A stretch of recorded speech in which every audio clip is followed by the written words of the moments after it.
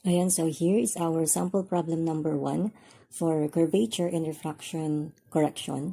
Ayan, so a woman standing in a beach can just see the top of the lighthouse 24 kilometer away. If her eye height above the sea level is 1.738 meter, determine the height of the lighthouse. Ayan, so may figure tayo dito. Ayan, so here, ito yung woman natin. Ayan, so 24 kilometer away. So, from dito sa woman hanggang dito sa my lighthouse, 24 kilometer away. And then, binigay yung height ng woman, which is 1.738 meter.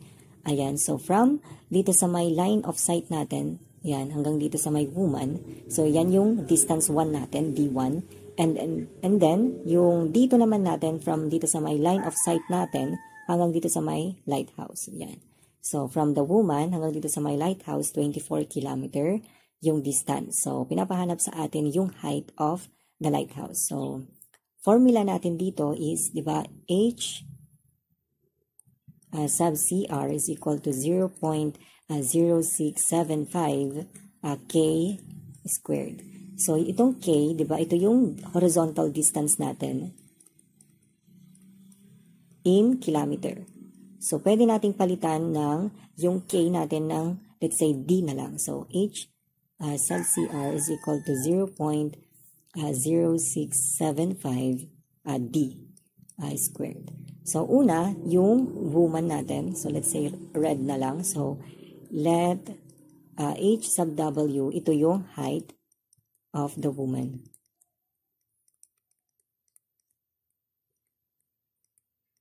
So, using the formula ito, so H sub W is equal to 0.0675 D. So, ito, gamitin natin to D1 and D1 squared.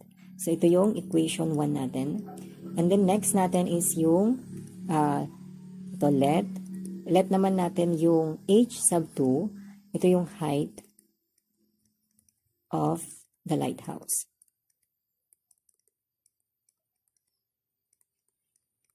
So, H sub 2, dito na lang. So, H sub 2 is equal to 0.0675 D2 squared. So, dito, ito, di ba, ano lang yan? So, ang dito natin ay equivalent lang siya sa 24 minus D1. Ayan. So, dito na lang. So, ang D sub 2 natin ay equivalent lang sa 24 kilometer minus yung D1 natin. So, ito yung equation 2 natin to. So, pinapahanap sa atin yung height ng lighthouse. So, before natin makuha yung height ng lighthouse, so kunin muna natin ano yung D1. So, by using yung equation 1 natin, so, H sub W, let's say, H sub W is equal to 0.0675 D1 squared. So, binigay sa atin itong height. Ito, height ng woman, gamitin natin. So, 1.738 meter is equal to 0.0675 D1 squared. Ayan. So, makukuha natin yung D1 is equal to 1. So, square root na lang natin. So, di ba? 1.738 divided by 0.0675. Ayan, so, square na lang natin. So, square, ganyan.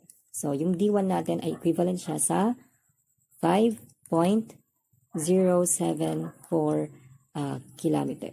Ayan. So, yan yung D1 natin. So, dito na lang. Sa baba. So, D1 is equal to 5.074 kilometer.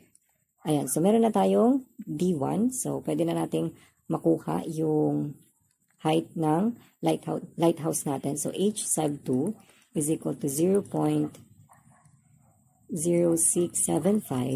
D sub 2 squared. Ayan. So, H sub 2 is equal to 0.0675. Ayan. So, itong dito natin. So, 24 minus the D1 squared. So, H sub 2 is equal to 0.0675. So, 24 minus ito, D1 natin na 5.074 squared. So, compute. So, 0.0675 minus 24 times 24 minus 5.074 squared. So, makukuha natin dyan is 24.178 meter. So, yan yung sagot natin. Ito yung height ng lighthouse natin, 24.178 meter. So, yan yung sagot natin for sample problem number 1.